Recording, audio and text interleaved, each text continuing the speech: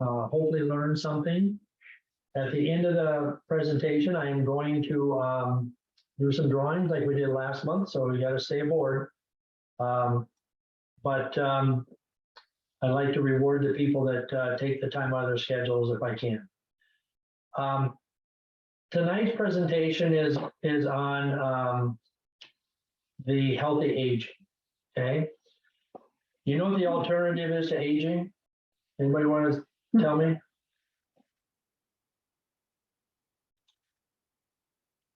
What's the alternative to aging?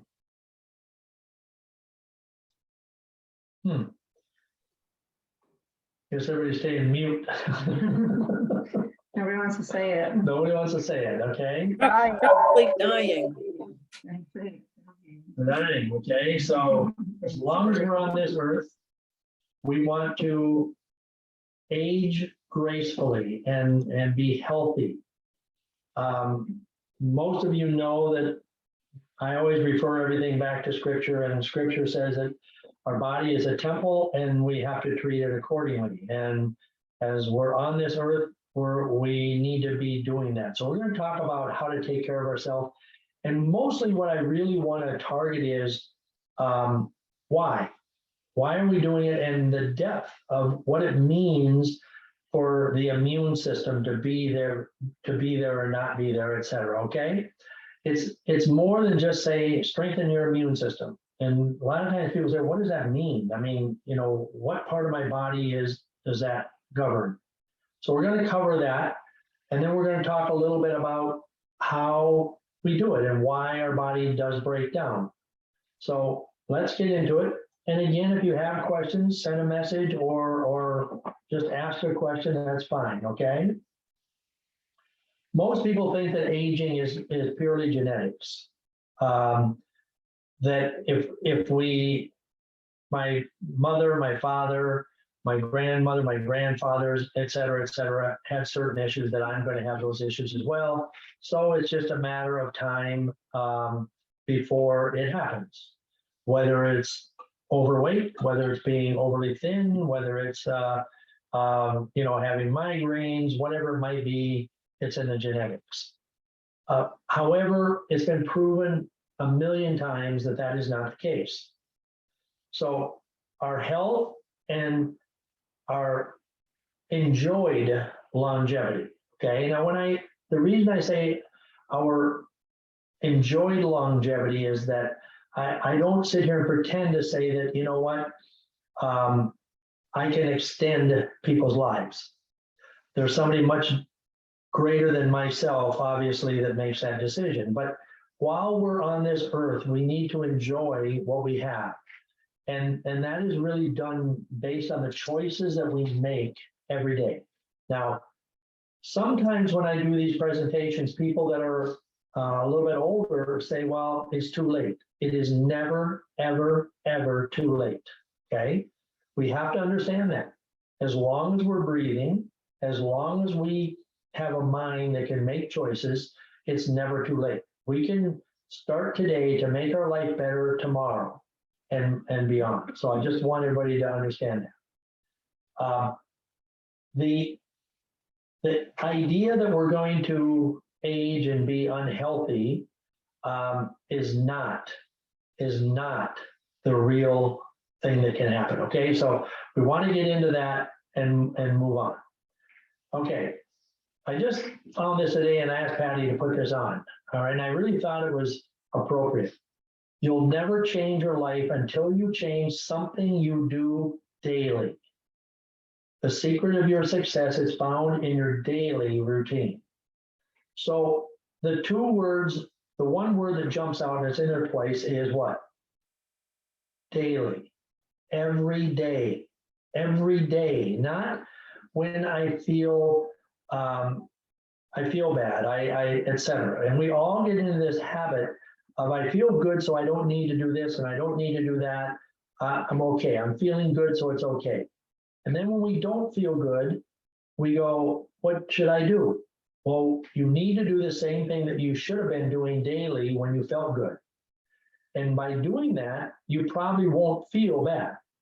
okay? Or you'll minimize how badly you might feel if you pick something up. So it's a daily routine, all right?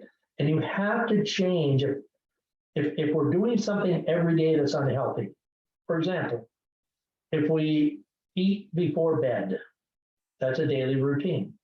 So if we change that, we're going to be healthier. If we say to ourselves, I'm not eating sugar, and I'm just going to change that I don't snack on something at lunchtime and have a dessert. I'm just going to have my lunch and no dessert. Those are the changes, but we have to make the change, and that is so important. So I asked Patty to put this on, and I hope if you want to take a picture of it or something to keep it in mind, post it somewhere. You must change what you do and get in the habit of doing the right thing every day. So this research, okay, is done by a doctor, Henry Lodge, okay? Henry Lodge. We'll see a little bit of him in a minute, but the study says that human decay, i.e. aging, okay, all the medical problems and physical deterioration, it's really not a normal part of aging. We like to believe it is because it makes us feel better when we have these problems. Well, I'm 60, I'm 70, I'm 80. So what do you expect? And a lot of that I blame on our conventional medicine. When I was 49 and 48, 49 and sick, doctors said, you're getting older. Now I look back at that and I realize, I wasn't that old, okay? At the time, I felt terribly old because I just felt unhealthy. He goes on to say that physical deterioration is an outrage that we simply gotten accustomed to. Because again, we just decided that age dictates our health. And 70% of the heart attacks, strokes, etc., are primarily caused by the way we live and our choices, the everyday choices that we make. Just like the slide we said before, daily choices. Now, when we make those daily choices, positive or negative, then in time they pay off. They don't pay off the moment we do it. So when we sit down and we eat this quart of ice cream and we say, I don't really feel bad about doing it because it didn't make me sick. I was fine. Well, that is true. Okay. Just conversely, if you're eating a quart of ice cream every day and you stop eating it, you can't say all of a sudden I feel better because it doesn't work that way. It's the everyday choices that we make, and it takes time for the body to break down. It takes time for the body to heal. And that's the thing that I think I want everybody to understand, that it takes time, both in poor health and to get to good health. And to stay healthy, it's a daily routine. Henry Lodge says that aging may be a biological inevitability. So as long as we're on this earth, we are going to age. You will never be as young as you are at this moment, okay? You will never be as young as you are at this moment, and you will never be as old as you are this moment, because time just keeps on ticking away. So we're going to age, but the accelerated physiological decline are optional. We choose whether we want to maintain good health or we choose not to. So we're gonna go back because Patty mentioned Anna. Okay, there's nothing wrong if she goes out and gets something to eat and has a cocktail. Okay, it's not tomorrow morning. She's not going to wake up and say I'm less healthy. Could her body be less healthy if she eats the wrong things and has the drinks? Yes. Will she realize it tomorrow? No. But if she does it every day, then in time, everything is going to change and break down. And the older we are, the aging process, the quicker it will happen. Okay, that is why when we were 20 years old, we could go out and be out all night and party and have a great time and get up the next morning, go to work, and everything was fine. no problem, you know. But now I know for me, if I think about the things I did back when I was 20, I have trouble getting up for work. Okay. All right. Because the aging, yes, does create a change in the body, but we don't have to be virtually debilitated because of aging. So George Burns, most of us remember George Burns. Okay. He lived to the age of 100.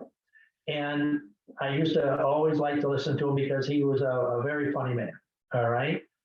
But one of the statements that he mentioned, and this is actually true, in one of his talks, and he did it many times, so I heard this. He said, if I knew I was going to live this long, I would have taken better care of myself. So, you know, we don't know if we're going to live to be on this earth, if we're going to live to be 20 or 120. We don't know that. But I believe, and after my experiences and with the people that I work with, we need to understand that we have to plan that we're going to live to be the 120. Because if we do that, then all those years that we live are going to be much easier and healthier for us. All right. If we plan on living until we're 30 or 40, and we say, well, you know what, I'm just going to live life and just enjoy it and the heck with it, then if we live beyond that, it's not going to be pleasant for the most part, because we're not going to be healthy and our body is going to be broke down. So what is normal aging?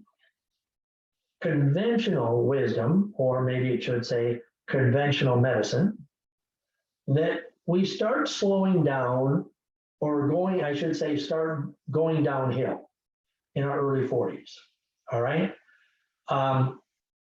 And then they say, well, you know, as you get into your 50s, it's a little bit different, you know, as it says there, we get a little bit fatter, slower, you know, we're more susceptible to falls. And then, of course, you know, we're much more susceptible to arthritis and blood pressure issues because, you know, we're probably going through stress, raised kids, done all this stuff. Well, diabetes sets in because we've been under a lot of stress and we probably stress eat. Cholesterol go up because we're just not eating right and taking care of ourselves and getting enough rest. Well, that's in our 50s. Well, then we get into our 60s. You know, a lot of people are on a bunch of different medications. We don't get enough exercise, so our skin starts to sag and hang. Our muscles, well, forget about it. We don't really have any. And, you know, we say, well, because I feel the way I feel, you know, it's too hard to move around. So we just kind of sit around. And then obviously there are people in their 50s, younger, even 60s, that are in nursing homes. They can't function. And so what happens is people give up. And once we give up, it's done. It's over. All right. But what we have to do is we have to understand that age is just a number. Sure. And don't misunderstand me. I know that as we age, we're going to have some muscles that are going to feel not as limber. We're going to have stiffness. We're not going to move. You know, you might have a finger that just is a little bit crooked. Those are the things, and that's okay. Okay. But when we can't function and we can't do the things we want to do, I play golf with guys that will not get out of a cart until they're within 3 feet of their golf ball. Okay. They don't, you know, they ride and then if you say, I'm going to walk a ways, they look at you like, why? Because that's what keeps our body young, is moving. Okay. And then we have to know what to do and how to make the quality of the life changes. Okay. And, you know, most of you we've talked over and over about those things. This one, the inevitabilities of normal aging are not inevitable at all. Okay. I think Henry Lodge did say this as well, but it's not inevitable that we're going to be unhealthy. I don't care what doctor, I don't care what person tells you, you can change anything that's going on in your life, you can change it if you so desire. 2020 states that 42.4% of Americans are overweight, and 31.9% of those people are obese. And in our country, we live in our society now. And I was talking to somebody last evening about the state of health in our country. The military cannot recruit enough people because there's not enough young men and women that are healthy enough to enlist. They can't find them. They're all, there's so many now that are obese, way overweight, can't function, on tons of medications, diabetics, et cetera, which they cannot take. So why is this happening? Because of our lifestyle, because of choices that we make, the choices that perhaps parents make, and that filters down to their children. And when we talk about obesity and lack of exercise and poor eating, what does it lead to? All the things that you see, and not all of those are going to happen when you're young, but it just, as we age, those things are going to happen if we we're overweight, we're obese, etc. So when people come into me and say, I have hypertension, I have cholesterol problems, I'm diabetic, etc., we don't catch those diseases, okay? We brought them on ourselves. We said, I want to enjoy life. I don't care what I eat. My body is fine over time, and that is the results. So if we look at those statistics and we realize that over 40% of Americans are overweight, 40%, okay? That's over 4 out of every 10 people. And that was in 2020. And I'm going to tell you, since the pandemic, that's went up immensely. All right. So I'm going to venture a guess that we're at least 50% Americans are overweight and or obese. That's why we need to take care of ourselves. Right. Okay. So Dr. Oz says that by the time we reach age 50, 3/4 of our health can be determined by lifestyle. And that's the good news. Okay. So we can determine it. And then depending on how healthy we want to be, okay, there's 3 steps. 30 minutes of exercise per day. And I will tell you that's probably my bugaboo, okay? Avoid trans fat and take daily supplements and nutrients. Those 3 things, that's it, basically, okay? So 3/4 of our health can be determined by doing those 3 things. Imagine that. It's not that much. It's not like you have to take and spend half of your day worrying about being well, okay? It's a matter of a short amount of time. So I want to go into and talk about how does this all happen? And it's called the immune system. Now, we talk a lot about the immune system. And so sometimes people say, what the heck is this immune system? What is it? And we kind of broke it down so we can talk about it. Let me take a drink of water here. What is it?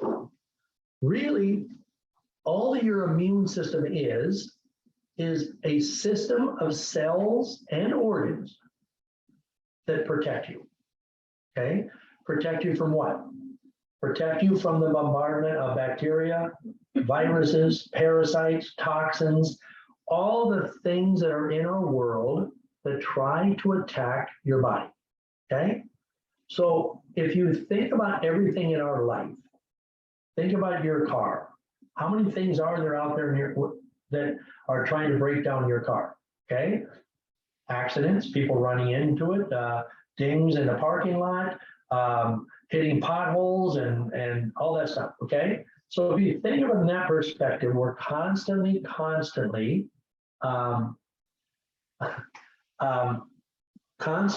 are trying to attack our body. And so our immune system is basically the same thing. There's everything out there that's trying to attack your body.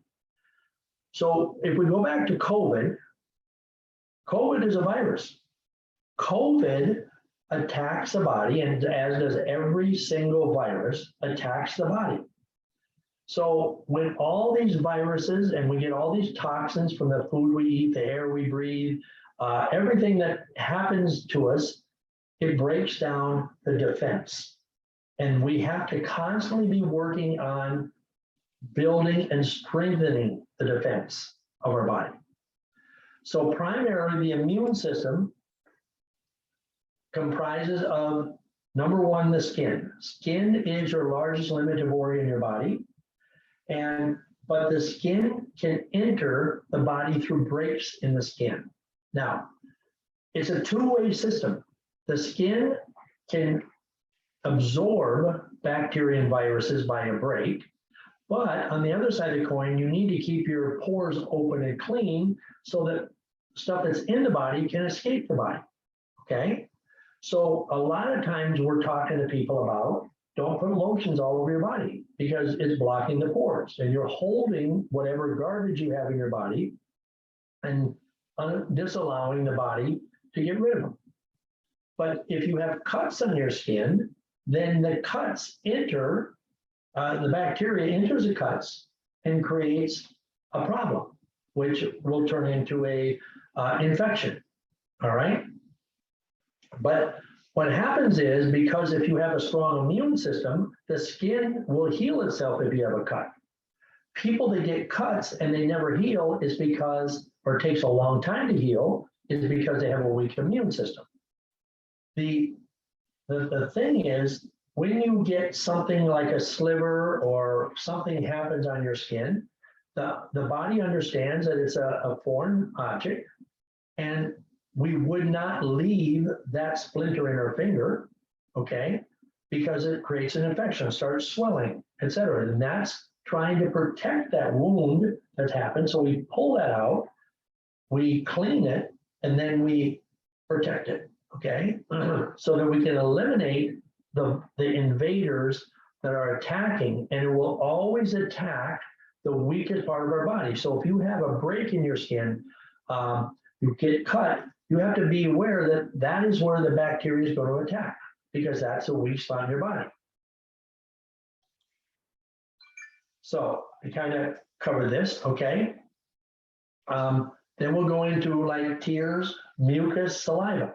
All of these things are ways that the body protects itself. The nose, mouth, and eyes are entry points for germs, okay? Nose, mouth, and eyes. That is why, of course, when the virus came and everybody knew that, so they said, wear a mask, wear a mask. Okay, well, the problem with that is that when you wear the mask, then you're breathing waste that is being expelled from the body, and you're breathing, you're breathing it back into your body. And so the toxins that you're trying to protect yourself from may not be as bad as the toxins that were in your body that you're supposed to exhale when you're breathing. So that created some problems. However, we can't cover our eyes all the time or we walk into walls, okay? So all those three things are entry points for the body, and we have to be cognizant of that. Now, when people a lot of times get sick or they sneeze, they'll have tears. And the tears is an automatic way for the body to release these enzymes.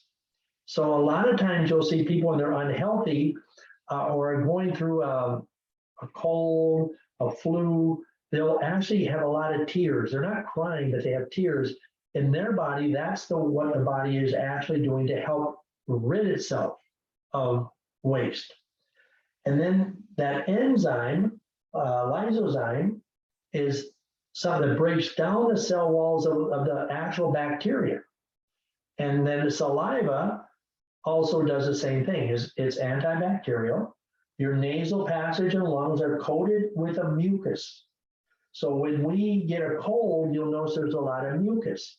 And what happens is that is the body's way of taking the germs that entered your body that shouldn't be there and getting rid of them. So when you sneeze and there's mucus that comes with it, that is actually a good thing. Most people think it's not so good, or oh my gosh, that's disgusting, whatever it might be, but it's really not. That is because the body is set up to have layers of this mucus to protect and block the bacteria, the viruses, etc., from entering deeper into the body. The body is always trying to get rid of the invaders, trying to force it back out. Okay, so we have to understand that when we get a cold or the flu and we have this mucus and we go to the primary care and they put us on antibiotics, all you're doing is you are stuffing it deeper into your body, and the antibiotic becomes a problem because that makes us less more vulnerable to bacteria and viruses attacking the body. And that's why people that are on long-term antibiotics, as soon as they get off of it, they feel sick. The body starts to get a lot of mucus and everything, because that's what the body is supposed to do. But skin, tears, mucus, and saliva are all parts of the immune system. Then you have your lymph system. Now, your lymph system is like the flow. It's called the river of life. And if you think about the body, the flow of life, everything runs through the lymph system, okay? And it has a lot more mileage on it than the circulatory system. However, the lymph system does not have a pump.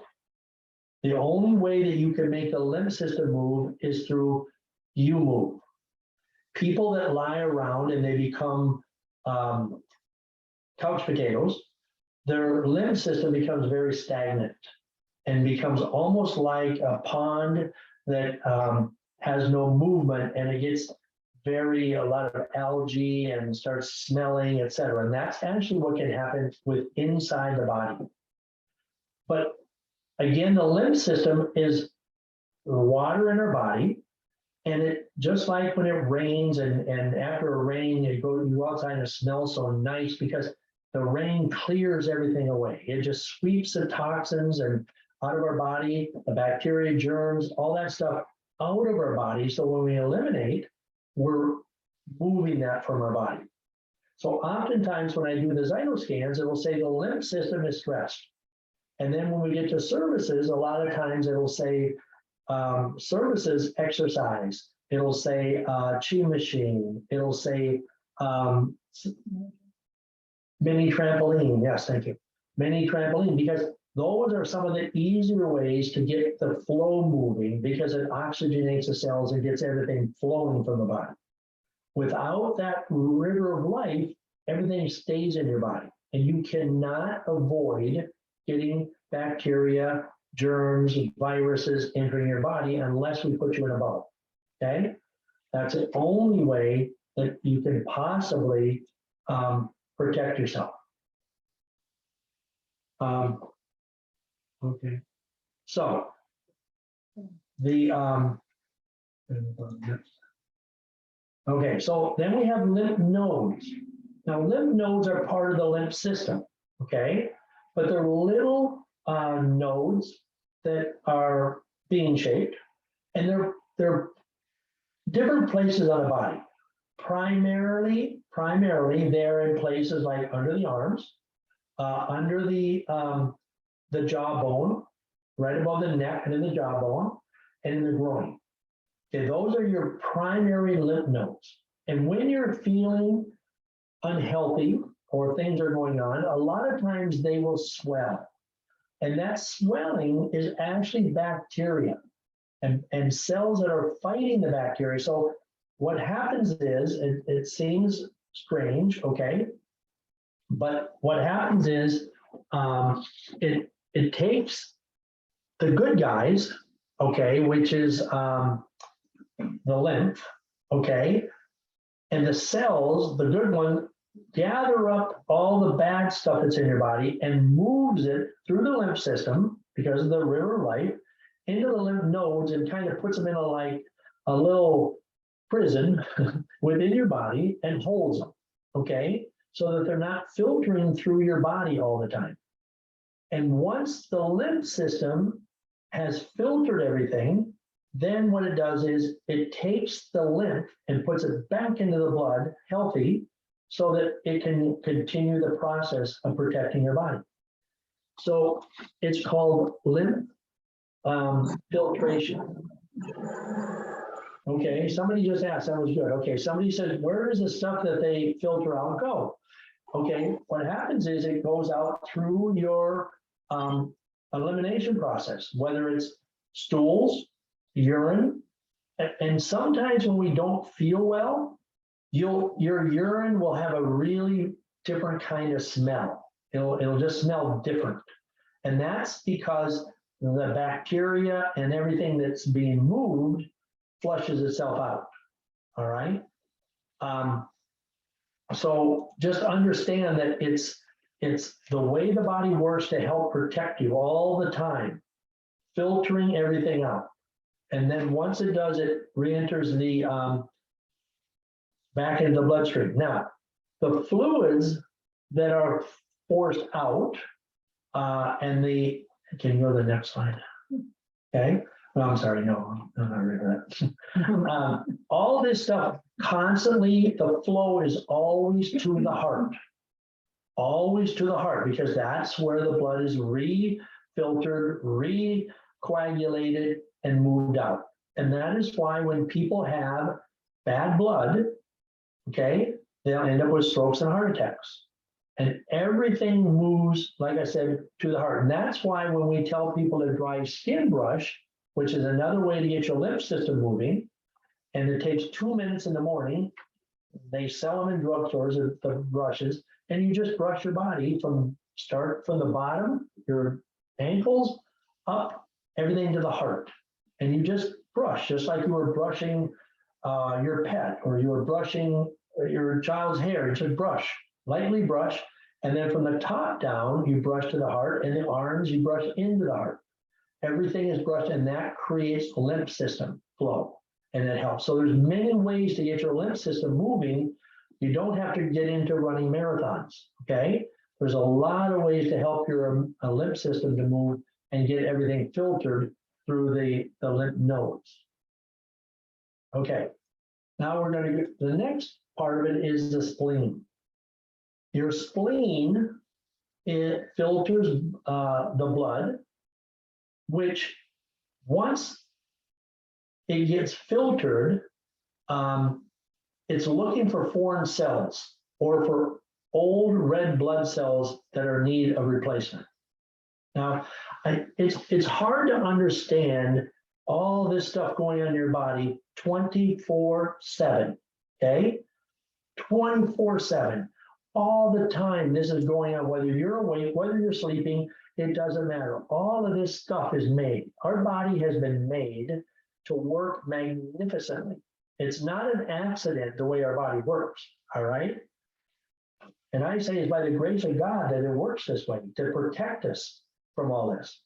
So what happens is, so the spleen filters everything out. So a lot of times when I do the zytoscans and I see a spleen that either has no energy or is stressed, then that means the immune system isn't working properly because it's not filtering the right way.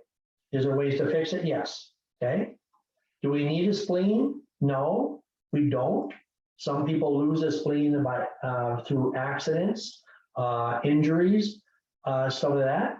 But if you lose your spleen, then you will get sick more often than somebody that has a spleen. Okay, because we need that function. And every time we remove an organ, whether it's because it has to be removed because it's damaged so bad that it's not going to function and create a problem, every time that happens, we have a weaker immune system and we have to take better care of ourselves. But it's still not an option to say, well, I don't have this organ, so therefore I'm destined for poor health. That is not true. It just means you have to put more effort into taking care of yourself. And that goes for the spleen, the appendix, the gallbladder, ovaries, anything like that. Okay.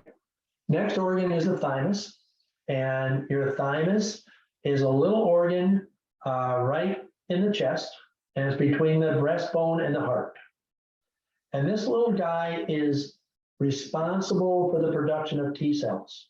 So T cells are, and I'll just explain it the best I can. Okay, T cells just are an integral part of the immune system, and they're all developed, and it's actually a type of white blood cell. Okay, it's a white. So we have red blood cells and white blood cells. All right, and the white blood cells protect the body from infections and actually is an integral part of fighting cancer. All right. And they're also called T cell and thymocyte enlarged. So we're not going to go deeper into that, but what it is, the T cells is part of the immune system that focus on specific foreign particles. Okay. So it goes after the foreign particles and it will attack any antigens. And they'll circulate through our body until they encounter an enemy, basically. So they're just moving through the body looking for problems. And that is why newborns must have a thymus. They have to, okay? Because the growth and everything in the body, and to mature the body and make sure that we don't get okay, somebody just said I was looking at that. So an adult doesn't have to have a thymus necessarily, but again, if you lose it, then you know our immune system is a little bit weaker. Okay. Somebody just said, my doctor told me that if my thyroid is not working, I would need to be on medication for life. Okay. A thyroid, yes, is part of the immune system. It's not one of the integral parts of the immune system, even though we call it the king gland. Okay. It functions primarily for hormones. But hormones is also part of the immune system in a roundabout way.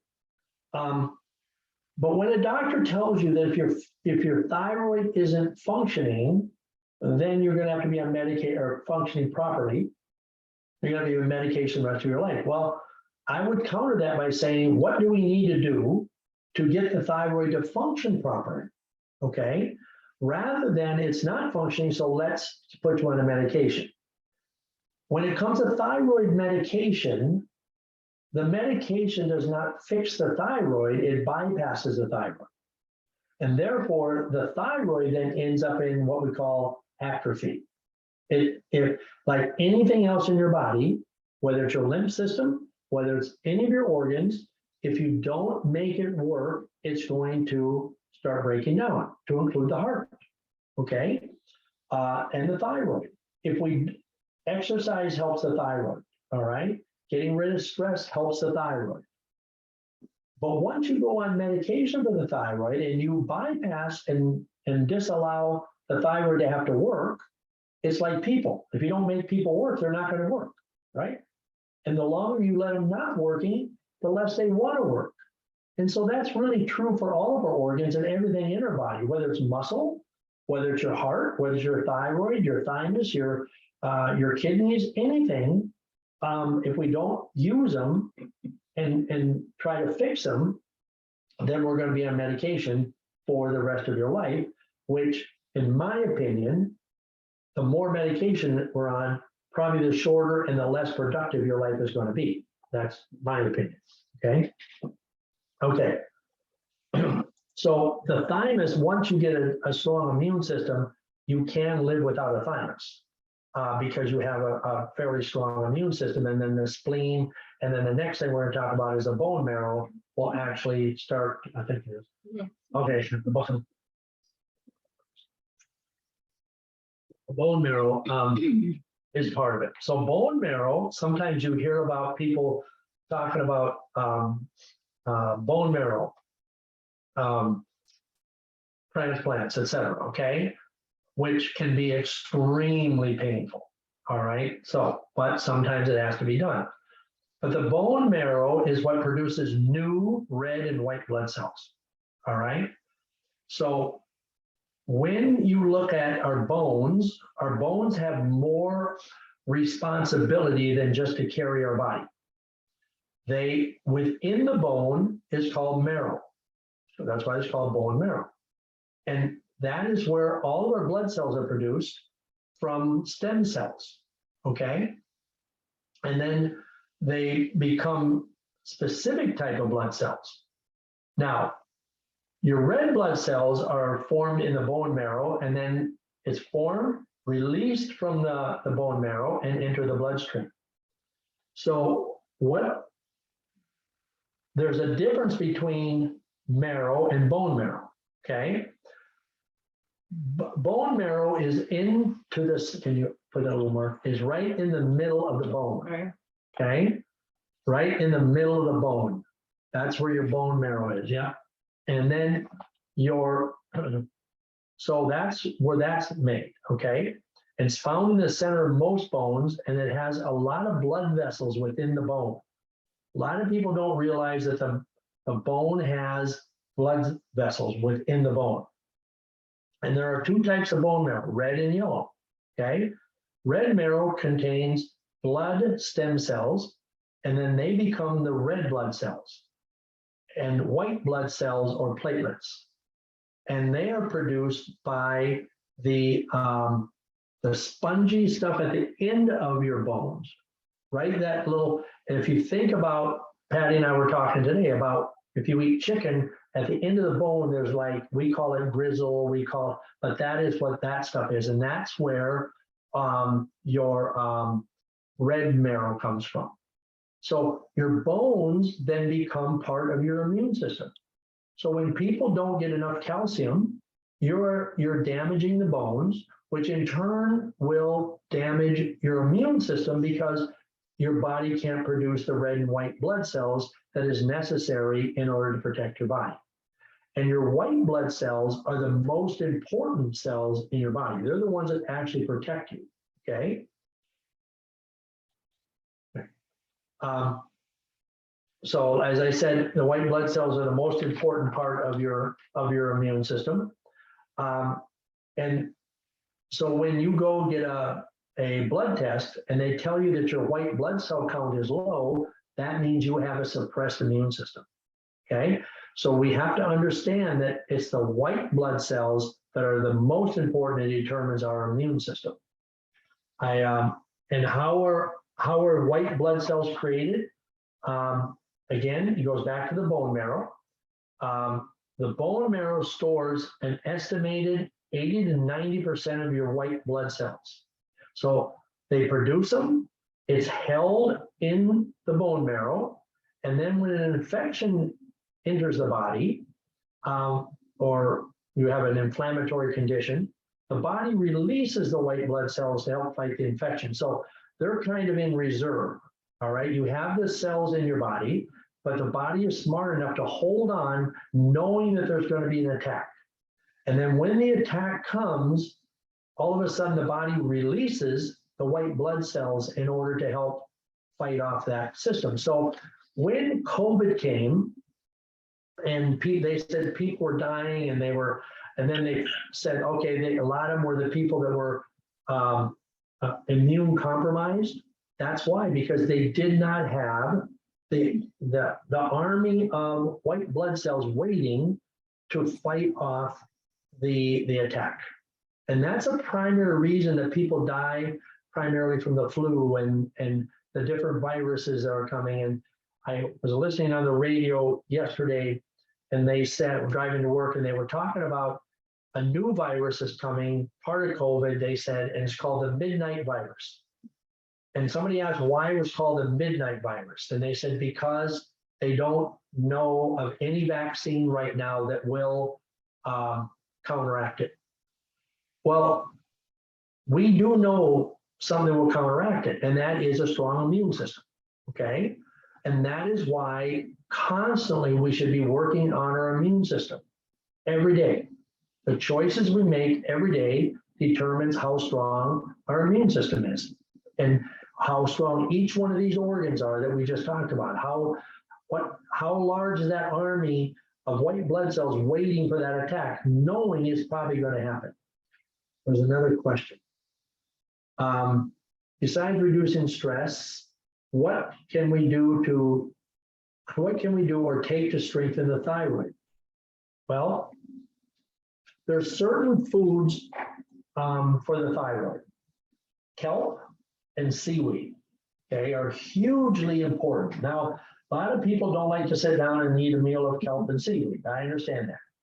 But we have thyroid supplement that's made from that, all right, to strengthen and help the immune system, or the thyroid.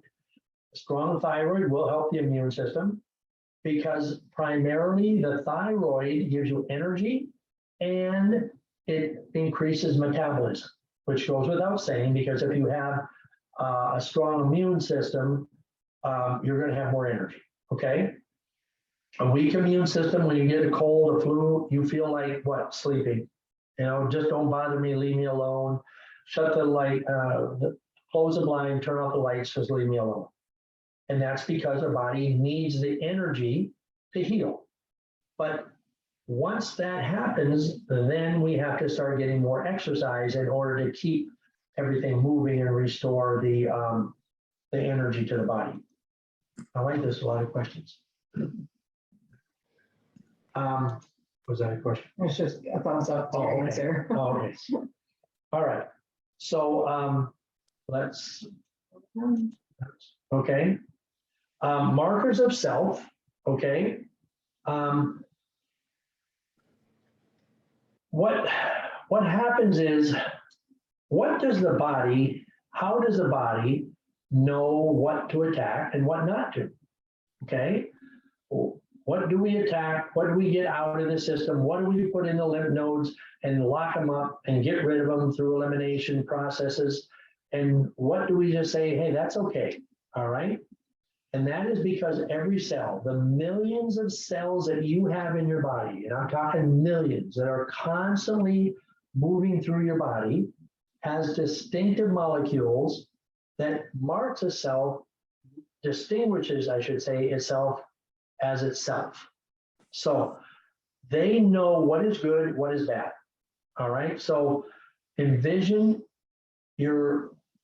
somebody has a uniform on, you know what side they're on. Okay. Being 20 years military, that's all I can think of. Okay.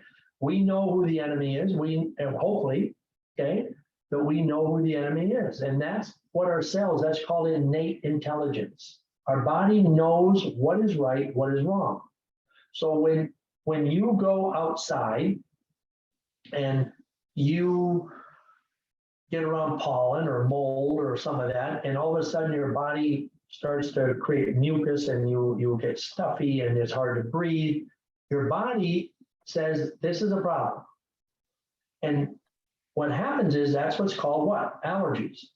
And allergies is the body's idea that this isn't right.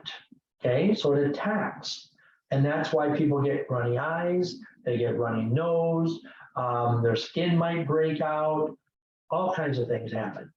So what happens is, it's saying that there's a problem. Now, it's not a problem because you're allergic to pine needles.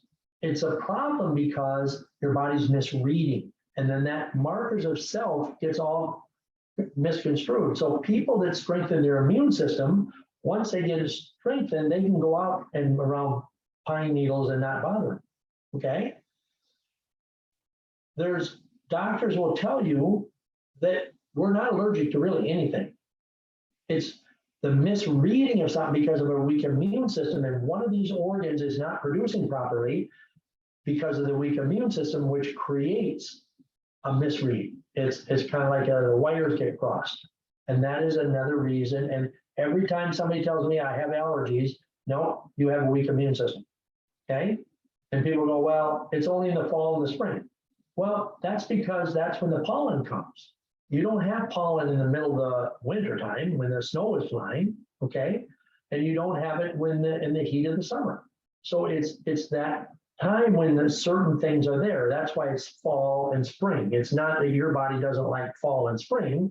It's that there are certain things in the air or whatever that create that reaction that your body's misreading. Same thing with foods. We've had many, many people tell us, I'm allergic to something. And once they go through programs and get their immune system strong, they can actually eat those foods and not have any problem at all. Now, there's a fear in it because they remember all the problems they had, and they'll have EpiPens with them. And I tell them, have your EpiPen handy, but they won't need them as long as you maintain a strong immune system. Your body understands this is okay.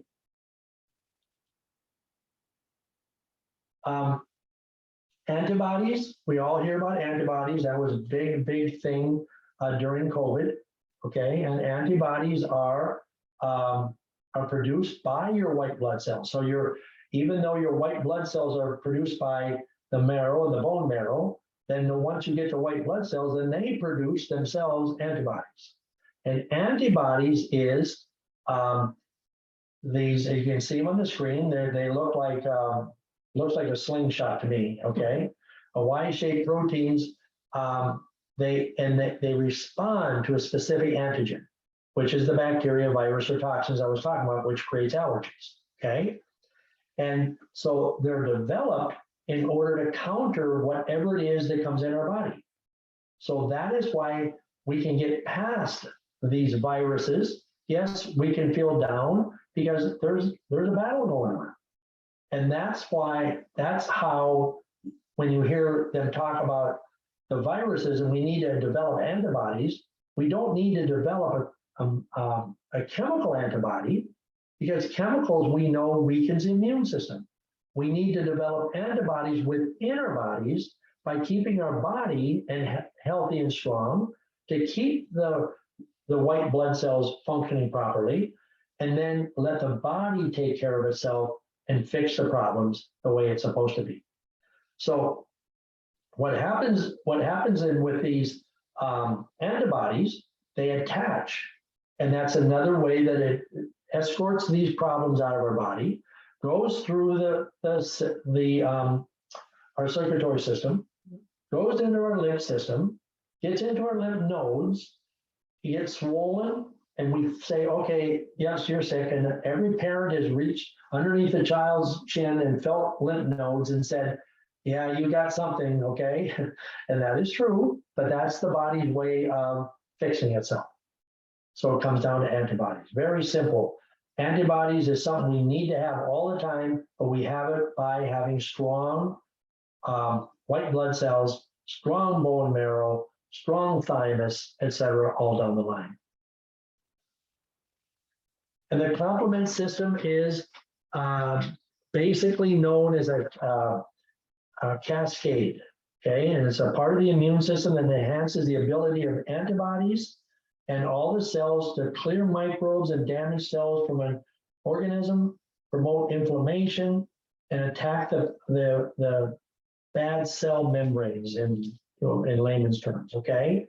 So what happens is all of this comes together and creates a system that will destroy the bacteria, the viruses, everything that's going in our body. And it all has to work together to puncture the cells, attack the cells. And then once that happens, then the body produces new white blood cells in order to be ready for the next attack. Because there are attacks all the time. When you're around people, around things, you are being attacked. Your immune system is being attacked all the time. And the body, a healthy body, is always ready for it to recover. But sometimes people say, well, if I have a strong immune system, I should never get sick. That is not true.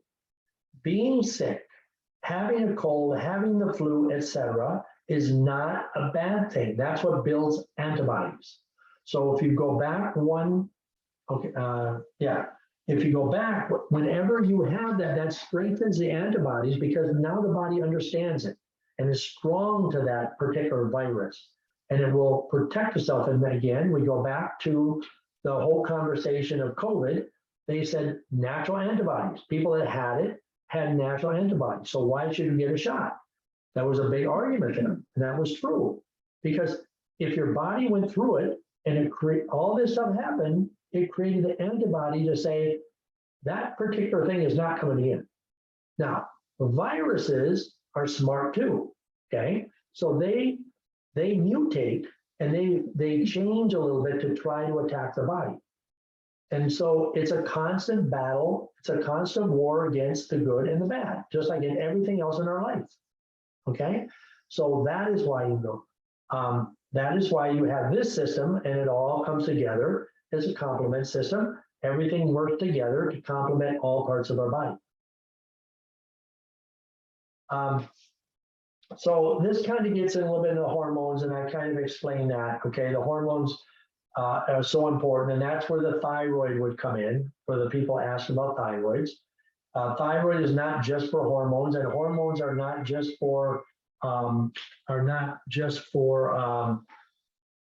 libido and all that stuff. Okay, there's hormones is hugely important to our immune system, but it's all about killing the bacteria, tumors, all that stuff. We are all going to have cancer cells in our body throughout our lifetime. It's estimated 6 to 8 times an average adult human being living through adult years are going to have cancer cells. I just talked to a person who said they had somebody going to have cancer surgery and they were stage 0. But they said, well, the reason they're having the cancer surgery because it could turn into cancer. Every time you have swollen lymph nodes, every time you have those problems, if you don't take care of yourself, it could turn into something else worse. That is why it's always so important to understand that you have to put the right nutrients in your body. You have to drink water to keep the river of life moving. You have to do all the right things all the time, because there's always going to be something going through your body that we don't necessarily want in our body. So what weakens the immune system?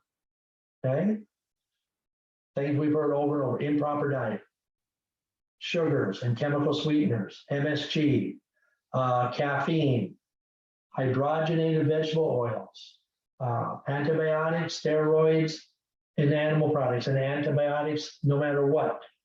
Malnutrition. Malnutrition doesn't mean because we don't eat. Malnutrition is because we're not getting the right nutrition. Low water intake, lack of fiber, drugs and alcohol, chemical prescriptions, prescription medication, nicotine, stress, okay? Stress, and you notice that's in capital letters, stress. Now, when you have stress, everything shuts down. And that is why people, again, I go back to our cytoscan. When I see people that have their organs seem to be functioning okay, maybe low energy, but then their emotions are way out of range. Well, the body's not functioning because it's all about stress. And stress makes us shut down. It's called fight or flight. And when we're in fight or flight, the body can't function. It just gets tight, tense. And we all know that in order to function properly, we need to be relaxed. Okay, you know, think about if you're studying, you send your child to school, you don't want them stressed out and worried about it. You say, relax, okay? Otherwise, the brain doesn't work right. Everything tightens up. Whenever I get under stress, I feel miserable. My back starts hurting, I get a headache, etc. That's just because I'm stressed, and I need to learn to relax and let the stress go. It's easier said than done, I will admit, before somebody says it. Okay, so if we're healthy, the system of checks and balances works wonderful.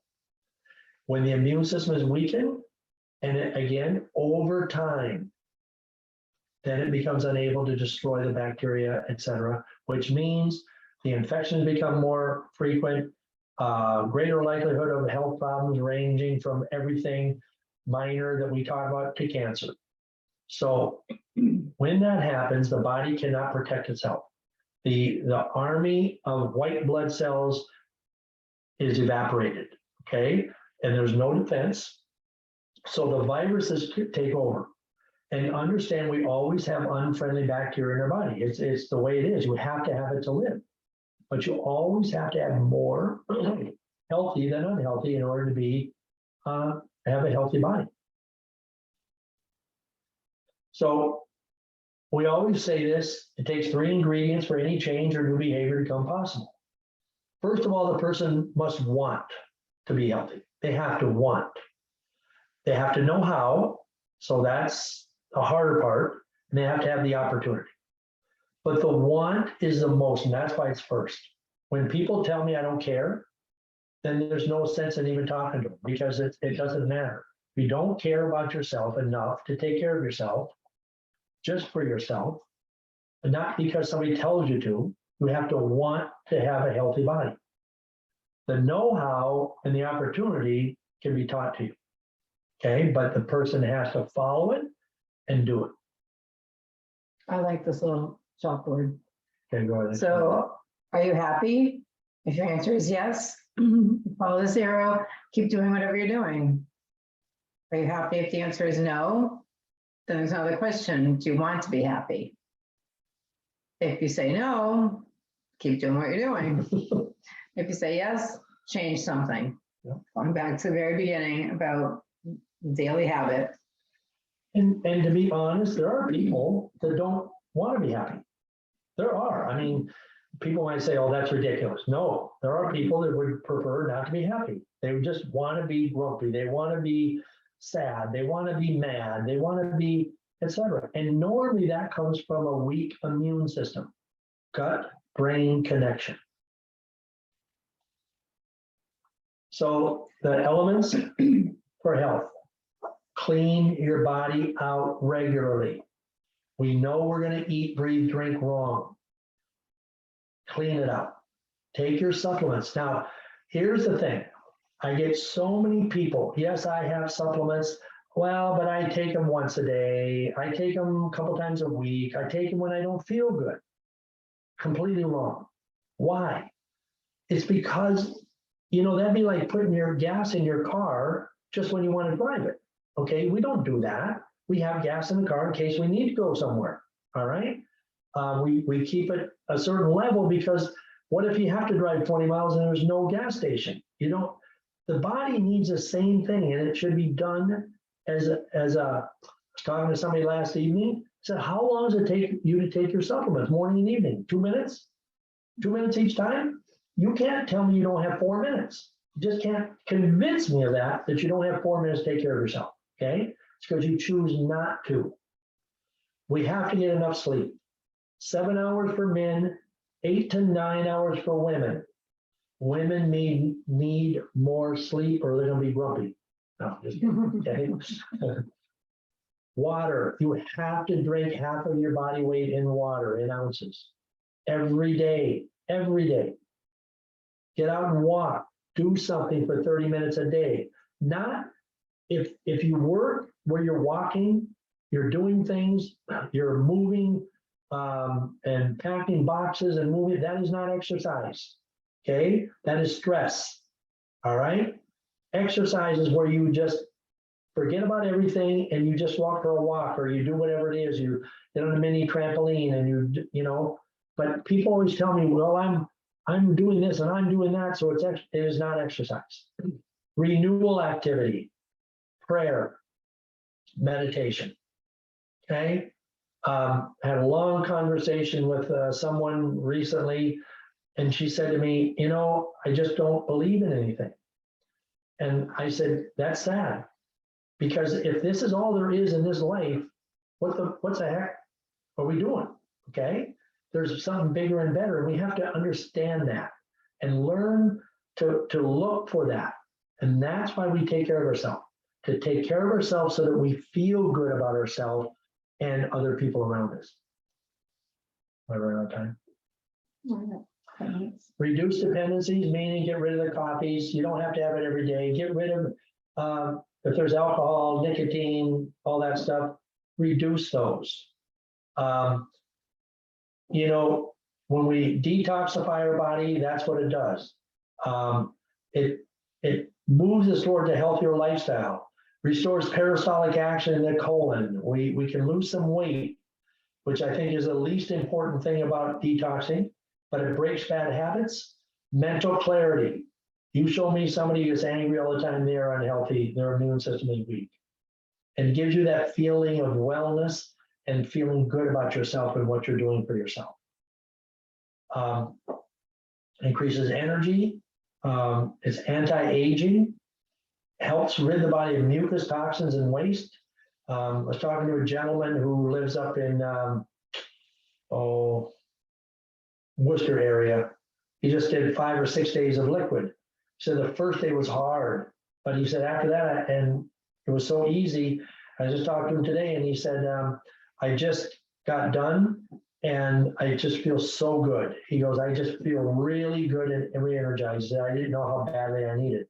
But we have to go through the pain to get the gain. That's the whole thing. A lot of people don't want to put themselves in a position to do that because they don't want the pain.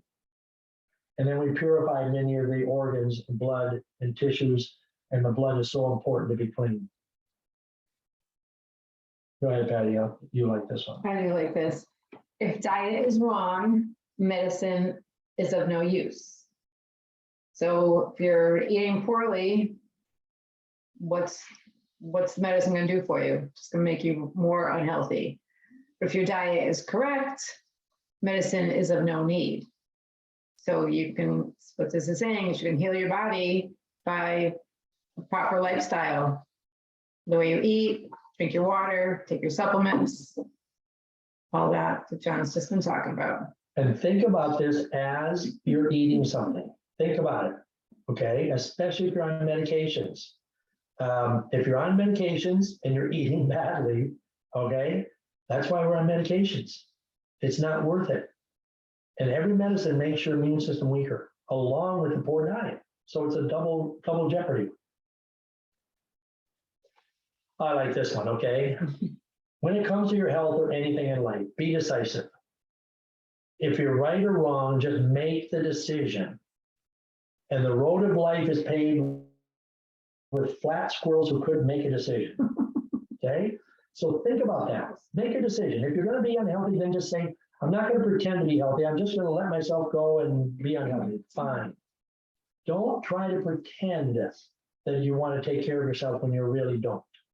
But if you're going to take care of yourself, make the decision to do it and just follow it every day and get rid of the things that makes you unhealthy, because most of us know what makes us feel bad.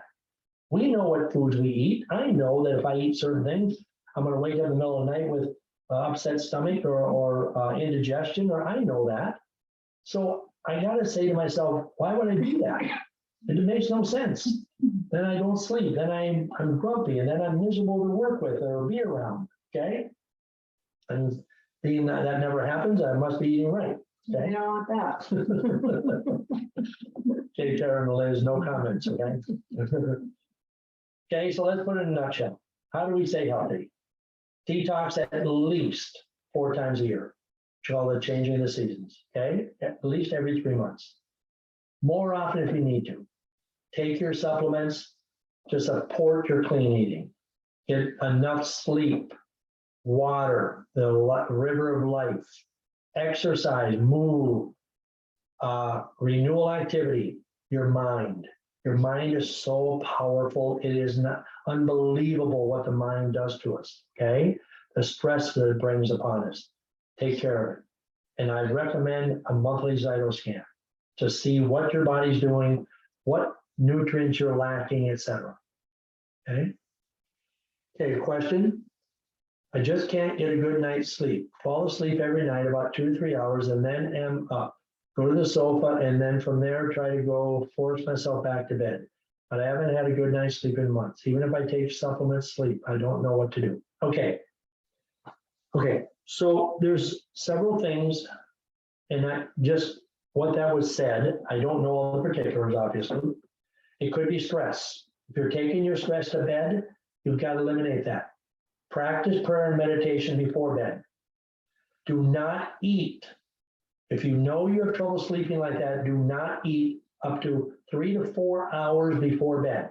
And please don't say, well, I have to because I work. No, then go to bed hungry. You will sleep when you're hungry. Go back to the question, please, if you can. When you wake up, do not go to the couch. That becomes a habit. Okay? So we get in the habit of waking up, going to the couch. Well, when we do things all the time, that becomes our mind says this is what we need to do. So we get in the habit of waking up for whatever the reason. Then we have a habit of going to the couch. Then we have a habit of dozing there and then going back to bed. So you've got to say, where do I get my best sleep? If I sleep, that's in bed. Going to your couch only creates another problem. Number one, you had to move around, and the more you move, the harder it is to go to sleep, back to sleep. Number two, the couch is not nearly as comfortable as your bed. And if it was, you'd be sleeping on your couch all the time and not in your bed. Okay. And if your sofa is more comfortable than your bed, you need a new bed. All right. And then what you need to do is when you do wake up, you need, depending on what time it is, you need to take another sleep. Okay, as soon as you wake up, take another one. If you got enough hours before you have to get up. And once we get your body to stay asleep, that'll become the habit. Everything we do is a habit. And it's a battle all the time. I understand that, but it's a habit. So we have to get rid of those little things in between. Don't eat and don't drink a lot of water before bed. Because a lot of people tell me I gotta get up and go to the bathroom. Well, you wake up, be finished drinking your water at least a couple of hours before bed, except for a sip or two, okay?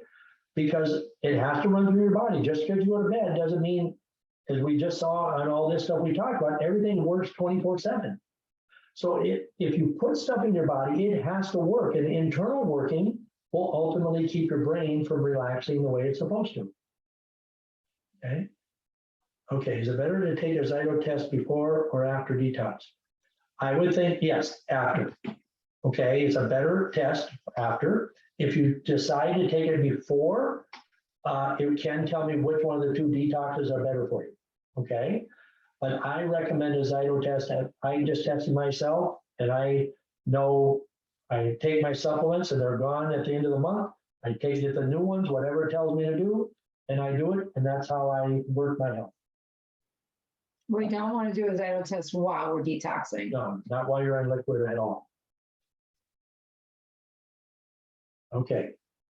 And the Zyto scans, I think a lot of us have, for sake of time, I will go quickly. If you have any question about the Zyto, you would let us know, but it's very simple, safe. There's no radiation, there's nothing. It's a matter of putting your hand on a device and it reads everything.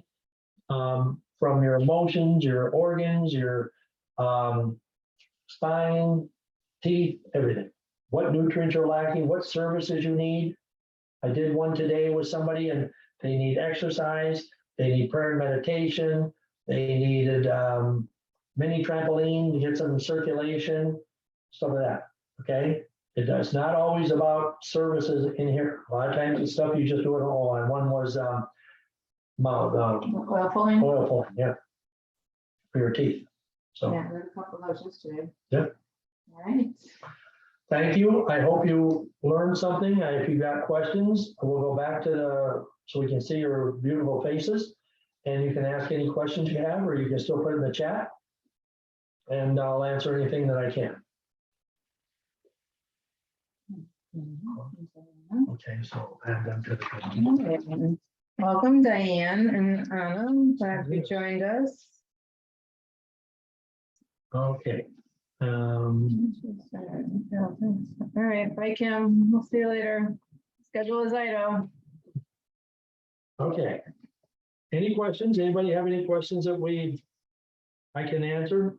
We can answer. So someone also said, is the Chi machine like a trampoline? So the Yes. Chi machine that we have here in the office, yes, it's gentle, it's moving your body, getting oxygen flowing and lymphatic system. So yes, definitely, Chi machine. You're less likely to get hurt on the Chi machine than on a trampoline. Well, you're never going to get hurt on a Chi machine, so it's not less likely. Isn't that what that is? There's no chance of getting hurt on a Chi machine.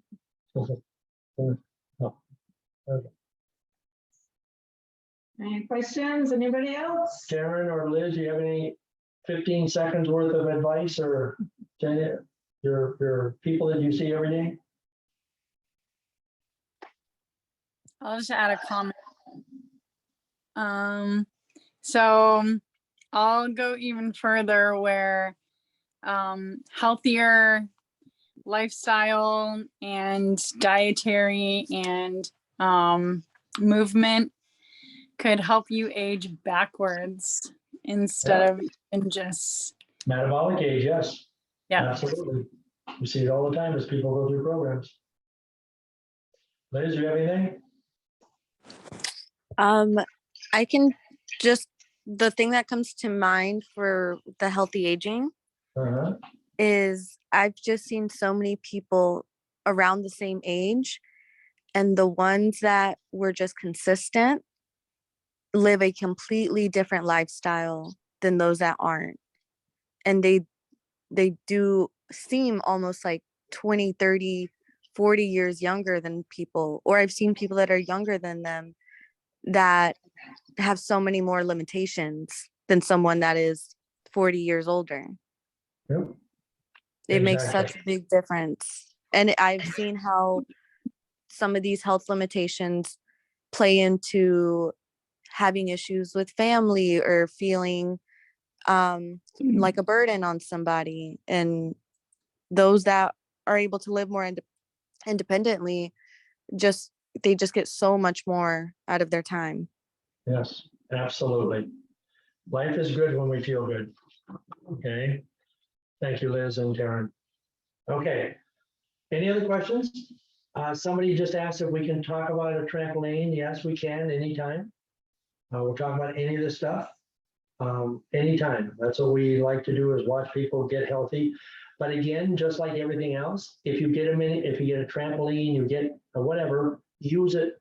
There's so many devices. People have treadmills in their homes that they use them as clothes hangers. Okay, they never get used. So if you have this stuff, use it. It's like tools in your toolbox. Use them. In the habit, it's all a habit. It's a habit not to do it. It's a habit to do it. Okay. Anybody else? Heather, did you raise your hand? No? Okay. I just want to remind everybody, you'll be getting an email soon about the group cleanse that we're going to start pre-cleanse on November 14th. So that's the Monday after we do the Natural Living Expo in Marlboro. And mark your calendars for next month Zoom call, which will be on November 18th. And now John's gonna. We're gonna do a drawing. I have everybody's name in here. Is that okay?